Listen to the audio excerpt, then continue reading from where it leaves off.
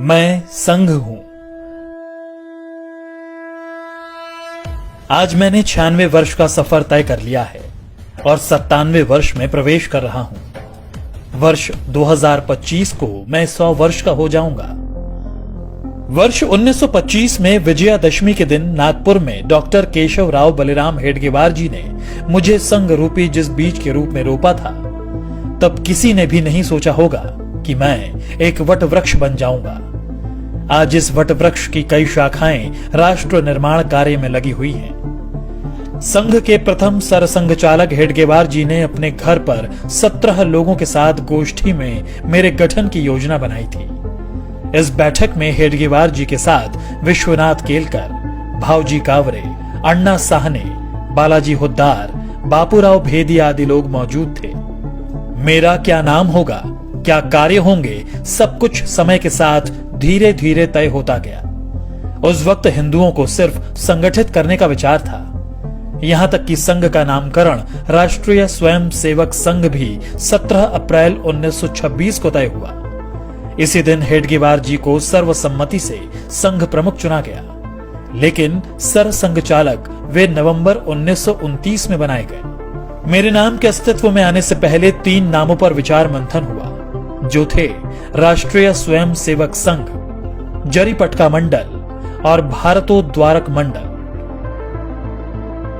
जिसके लिए बाकायदा वोटिंग भी हुई। नाम विचार के लिए बैठक में मौजूद 26 सदस्यों में से 20 सदस्यों ने राष्ट्रीय स्वयंसेवक संघ को अपना मत दिया, जिसके बाद मैं यानी आरएसएस अस्तित्व में आया। पिछले कई दशकों से लगातार देश के कोने कोने में संघ की शाखाएं लग रही हैं। हेडगेवार जी ने व्यायामशालाएं और अखाड़ों के माध्यम से संघ कार्य को आगे बढ़ाया था। स्वस्थ और अनुशासित स्वयंसेवक होना उनकी कल्पना में था। 96 वर्ष के सफर में आज मेरे 80 से ज्यादा समविचारी और अनुषांगिक संगठन हैं। दुनिया के करीब 40 देशों में मैं सक्रिय हूं। पर मेरा यह सफर इतना भी आसान नहीं था। कई ऐसे मौके आए जब मुझ पर आरोप प्रत्यारोप भी लगे और यहां तक प्रतिबंध भी लगा दिया गया। इस दौरान स्वयं सेवकों के साथ दुर्व्यवहार भी हुआ, लेकिन हम स्पष्ट थे क्योंकि हमारा लक्ष्य स्पष्ट था। हम सम और विषम परिस्थितियों में एक समान बढ़ते रहे क्योंकि लक्ष्य बड़ा था। संघ के विरुद्ध दुष्प्रचार के बावजूद समाज का एक बहुत बड़ा वर्ग ऐसा भी था जो संघ के समर्पण को देख रहा था और समझ भी रहा था।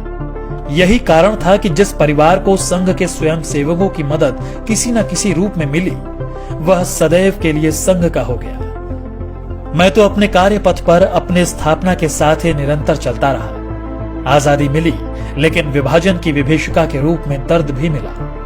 रास्ते कठिन थे, मगर मैं रुका नहीं। अपने राष्ट्र और सनातन सुरक्षा के लिए मैंने तब भी 3000 कैंप्स लगाए और अपने बंधु भगिनियों के साथ चला।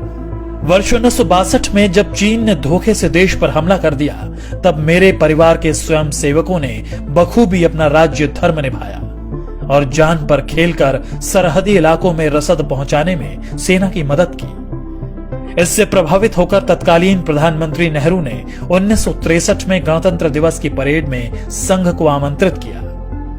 स्वयंसेवकों ने उस गणतंत्र दिवस की परेड में पूर्ण गणवेश के साथ भाग लिया और अपनी सादगी सात्विकता से सबको अवगत कराया था।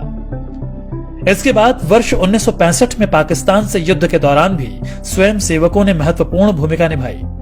तमाम विरोध और सभी कठिनाइयों के साथ संघ अपने पथ पर निरंतर आगे बढ़ता रहा। आपदा हो या युद्ध, मेरा संकल्प भारत समर्पित। कभी 25 स्वयंसेवकों से शुरू हुआ संघ आज विशाल संगठन के रूप में स्थापित है।